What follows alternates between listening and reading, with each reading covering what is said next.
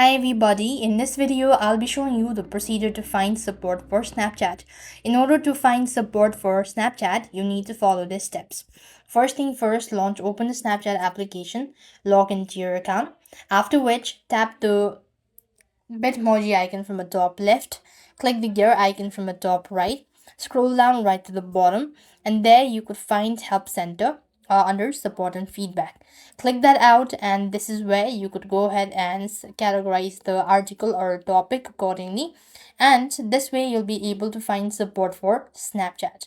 Now, other than that, what you could do is, in order to find support for Snapchat, if you are not able to access your Snapchat account, you simply want to make sure to go ahead and what you want to do is actually open up your browser, any web browser that is convenient for you.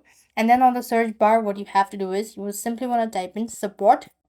And when you do this, you have to simply go ahead and click on the link.